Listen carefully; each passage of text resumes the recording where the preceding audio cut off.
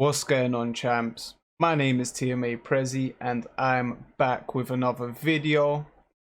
Like it says in the title, guys, is this the takeover? I'm sure everyone's probably got their own opinions, their questions, and so forth. So feel free, first of all, to put your questions or your thoughts and opinions down in the comment section below. But put the brakes on that for just a minute. Before you do that, actually watch the whole video, because as the video goes on, I might be answering those questions, or I might be putting some points or my opinions together that might be able to answer your questions or kind of give you an insight on anything you might have been thinking to the back at the back of your head, right? So let's get into it.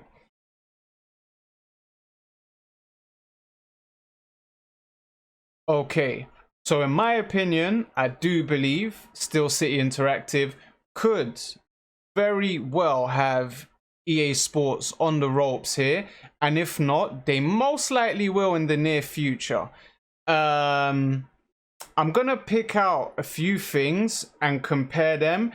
Then the other section of this video, it will be like my kind of points to back everything up, and maybe even answer some questions you guys might have. So make sure you keep watching, guys.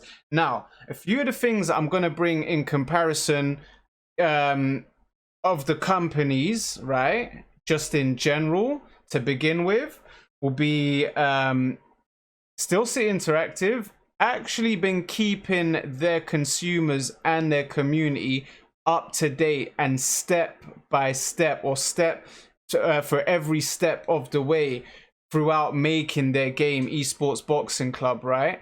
Whereas you don't really get that with EA Sports, whether it be FIFA,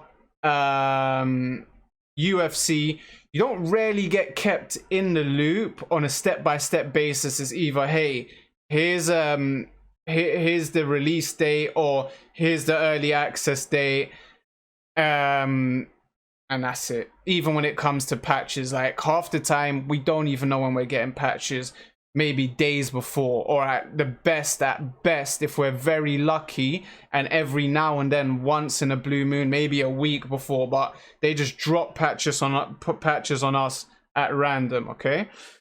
And number two, actually, just touching back up on point number one, basically, Steel City Interactive are taking their time with their game. So they're not trying to rush anything. In fact, they've maybe pushed their date back once or twice because they really want to get this right. They want to get this as perfect as it can be, right? So they're pushing back dates. They're not keeping everyone's hopes up anymore, or at all, with, right, this is the date, we're going to stick by it, and we're going to release this game no matter what. Whereas EA Sports, if anything, they release their games way too early. And I'm sure a lot of people have experienced that with UFC, FIFA, and I know some people might be sitting there saying, whoa, but this FIFA was delayed by a month or two. That's correct, it was delayed by a month or two. But if you don't remember clearly, and you've been following up with FIFA, even EA dropped a tweet. When they dropped that tweet saying, oh, we're gonna delay this game by a month or two to ensure gameplay is at a high level and everyone is satisfied with it. And then what happened was they pushed FIFA out. They dropped the game, they released it.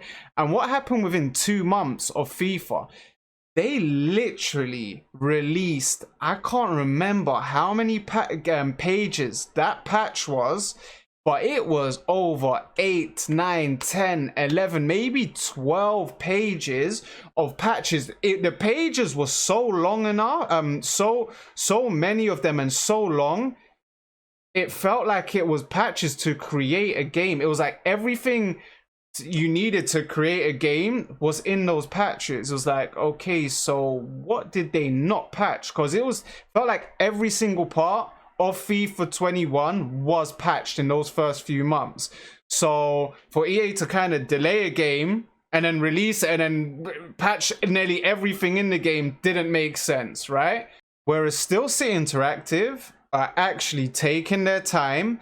They're showing you what they're doing with their game as they go along into the production, into editing, and carrying you through, you know, like they do. They give you the gameplay trailers, and then they're constantly tweeting out what they've put into the game. Do you remember the take a knee 8 count? It's like, they didn't need to do that. They didn't actually need to tell us what's in the game, but they're actually, as they're throwing features in the game, they're actually keeping us updated with like, hey guys, this week we've put an 8 count in, take a knee for an 8 count in there. We've included a feature where if you're stunned and someone goes all guns blazing on you, then you can actually still catch them cold, kind of thing. So that was cool. Also, Steel City Interactive, as far as I'm aware, they've held live Q&A sessions on Discord, right? I do think EA Sports kind of had this thing a few times where people can ask questions by typing them and they might get a reply back. But that was like a one-off, or maybe on a 2-3 occasions. Personally, from my experience and to my knowledge, I don't believe EA Sports have actually had an open question and answer session live where people can interact and talk to the devs through their mic and listen to them through their computers. I don't believe that's actually been a thing. So that's another one as well. Something that Steel City Interactive do, and EA Sports haven't either had the time or made the time to do and interact with their community and try to keep them up to date and give them direct answers to their questions.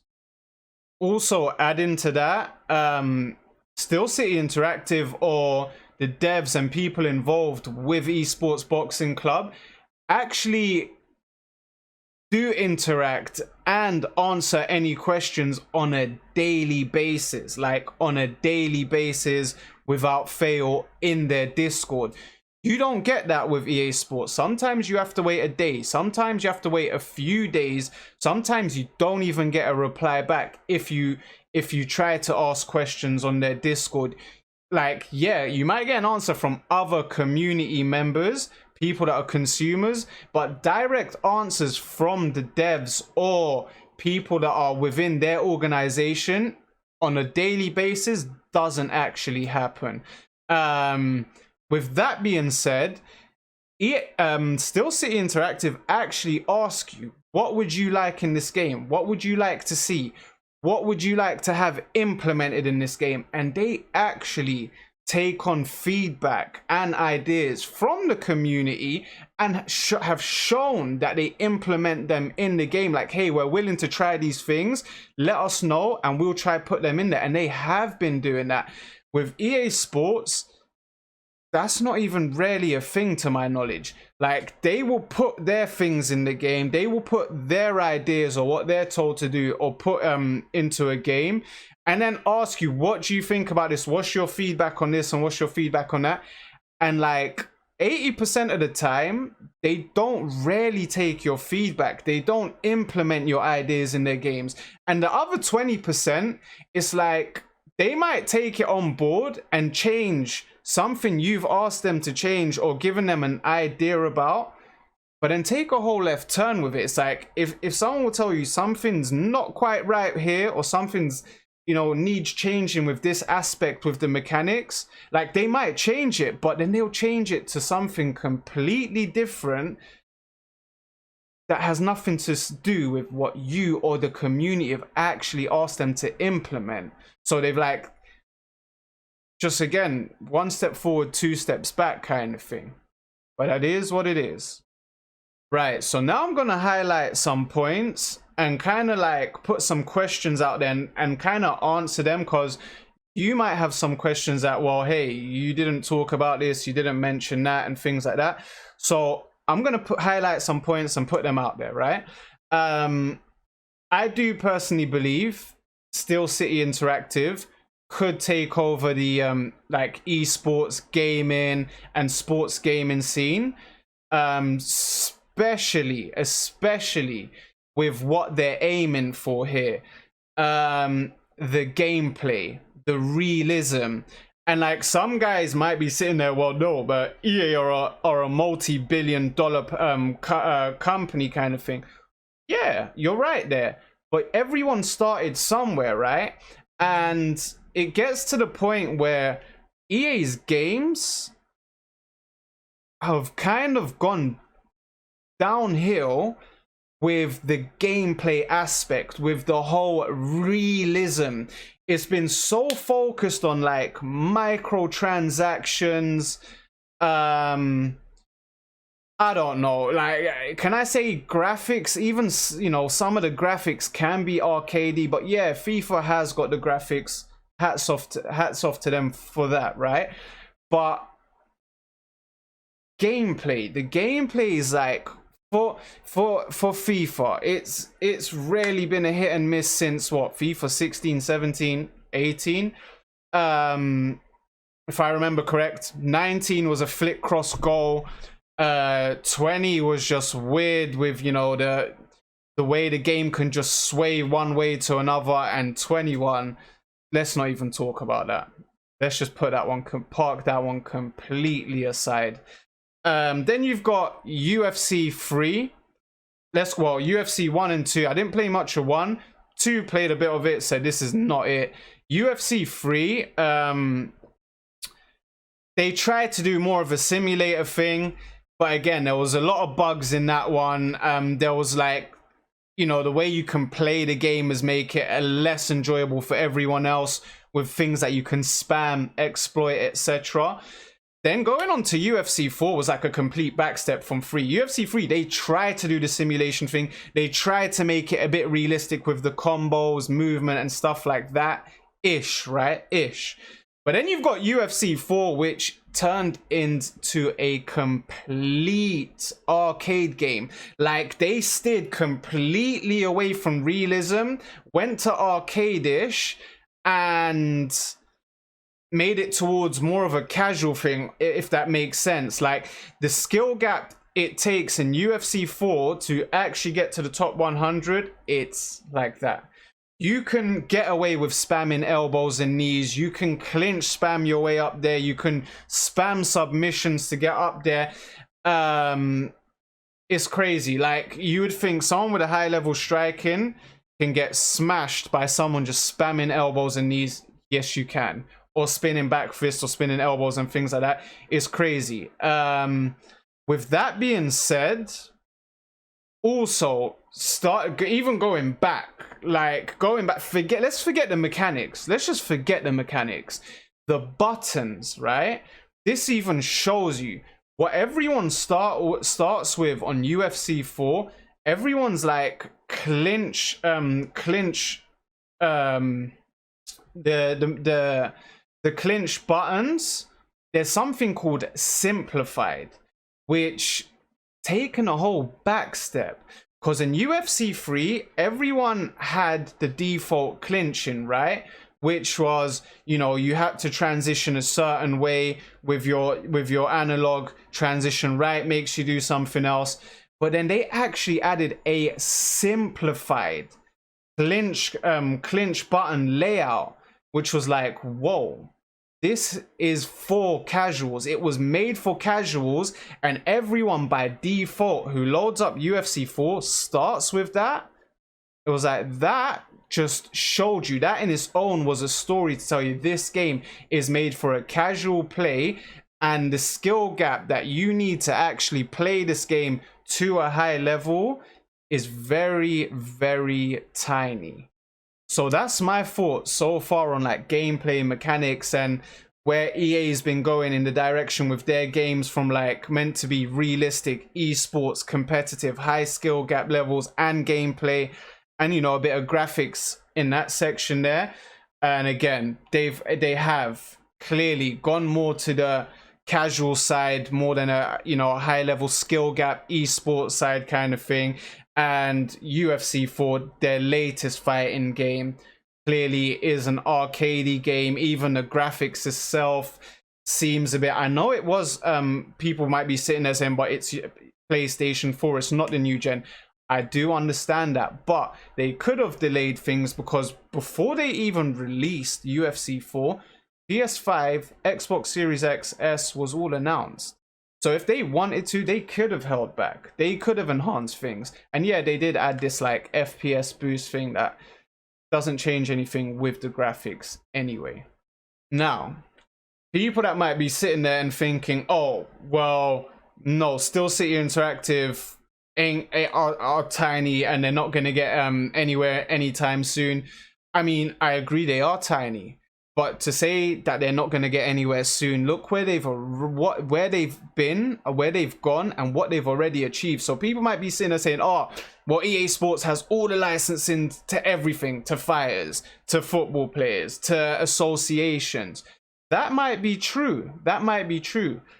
But you've got to start somewhere. And Still City Interactive with Esports Boxing Club, they had nothing. They didn't have any of the major organizations from boxing, and within months, not even released, yeah, they've practically got every single major organization on board, from the WBA to the WBC to Ring Magazine, I believe even WBF, I think WBF, I'm not WBO, WBC, I don't know if it was the IBF or IBO that's not involved. I can't remember. One of them, maybe it might be the IBO, but they've got every single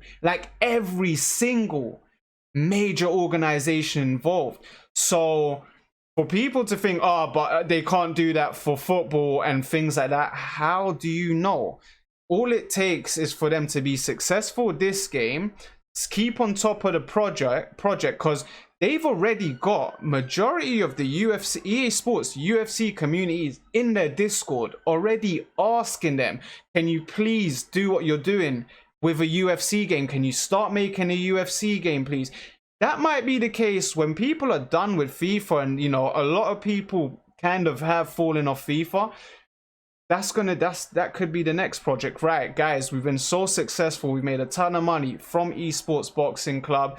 You know, it's time to move on to a next project. Let's pick up UFC. Let's pick up MMA. Let's pick up Bellator. Why not? Let's pick up Cage Warriors and start making an MMA game. And then people might, again, oh, but the licensing's names, players, they can get all that down the line. I mean, if someone's sitting and saying, oh, well, they can't do that with football and FIFA, at this point, a lot of people, yeah, and I've seen people's videos, I've seen comments, right? And I'm kind of one of them. At one point, we didn't even care.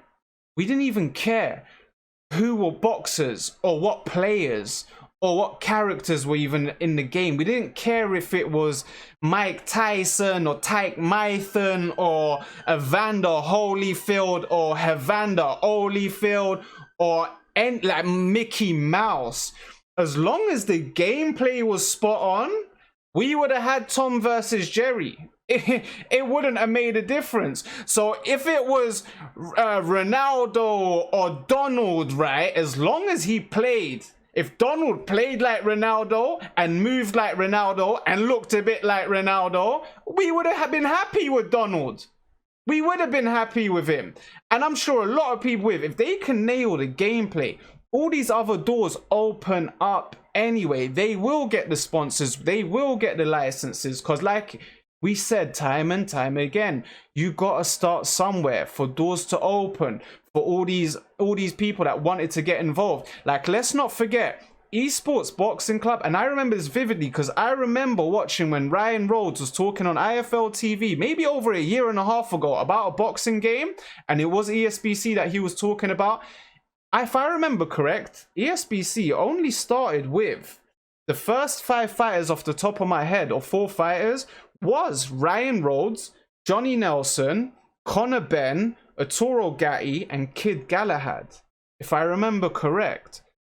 Like, you think of those names, all right, Conor Benn, cool, UK fighter, man, up and coming. He's probably going to be one of our pay-per-view stars in the near future. Who the hell knows him in America? If you don't know Nigel Benn, if you barely knew Nigel Benn, you definitely ain't going to know who Conor Benn is in the US. Arturo Gatti, old school, legend, of course, worldwide. But he's a fighter from the past, right? He's not a current fighter. None of these guys are champions so far. Johnny Nelson, 0% of people in the US even know his name or even know who he is, unless you've seen a UK event and you've seen him commentate, and you probably won't even think it's him, right? And then you've got Kid Galahad. Like, again, no one in the US would even know about Kid Galahad. And to be fair, like, us diehard boxing fans in the UK know him. But you go ask a casual boxing fan, they don't even know who Kid Galahad is, right? And who have I said? Ryan Rhodes, old school veteran, UK as well. Go ask someone in the US who Ryan Rhodes is. They wouldn't have a clue.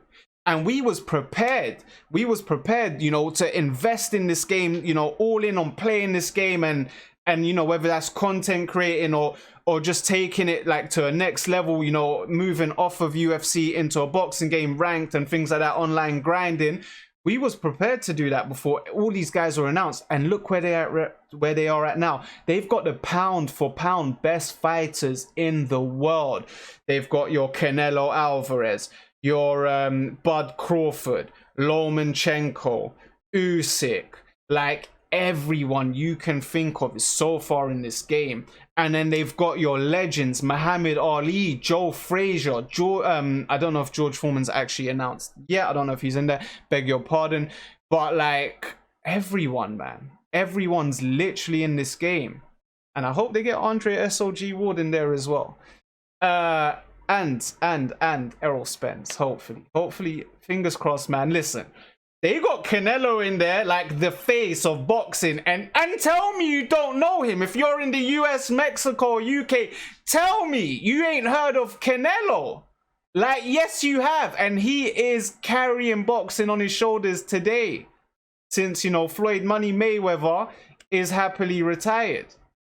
We know, obviously, Floyd, if he's not retired and he, you know, he's in his prime, comes back, he's 100% carrying the sports. Just saying, FYI. But there you go, like that tells a story in its own. So for people to sit in there saying, "Oh, players, names, licenses," that will all open up. That will all open up, and you put yourself in a position as well, right? You had two options: to play a game with all these cool guys, real guys, top of the sport, right? Your Ronaldos, Ronaldinhos, all these icons, and Muhammad Ali, all these legends, right? You had a choice to play with all of these guys, but the gameplay was just not real. The gameplay just was not on par. The bugs, the glitches, the exploits, the spamming, just the cheesiness. Like, you had to choose that, or you had to pick John Doe's and Jane Doe's and Mickey and Tom and Jerry and Daffy Duck and Donald Doo and Doodaloo. But you get the crispiest, yeah? And I'm talking the creme de la creme of realism in a game. It's not rocket science what option you're going to go for. Like, come on, you can't be telling me you're going to go with A. So just hold on to that thought.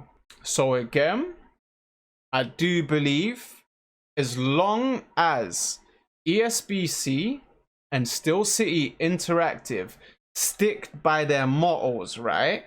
When it comes to, like, because obviously they've clearly said we're going to have a casual mode. We're going to have a mode aimed towards casuals. But you start talking weekend league, you start talking online ranked UFC, you start talking esports. They've clearly said they're aiming towards the most realistic experience in gaming history when it comes to boxing. So imagine if they do so well and then they started opening up the doors. Football's next, hockey, American football, and all of these things there. Then the possibilities are endless for them. I do see, you know, I do honestly see EA could be on the ropes here if they carry on going with the way they are going with the gameplay, with the level of interaction with their community, with the feedback they actually take on board with their community. Because you know what, I mean, it is early doors, right?